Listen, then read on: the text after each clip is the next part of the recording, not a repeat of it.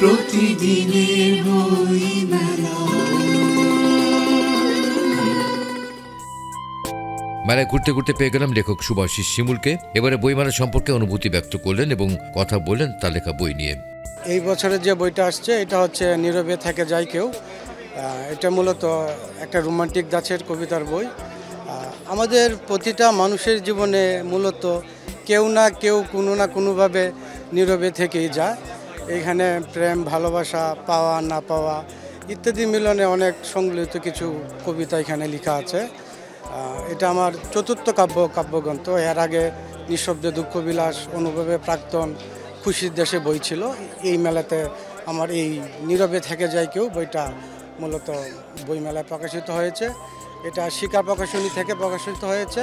আমি চাই সবাই মেলায় আসুন, বই কিনুন। বই একমাত্র আপনার মনকে সবচেয়ে আনন্দ দিতে পারে এবং এইটাই হচ্ছে আপনার জীবনের সবচেয়ে প্রকৃত বন্ধু, যেটা বই। আপনি যদি তাকে ধরে রাখেন সে কখনো আপনাকে ছেড়ে যাবে না।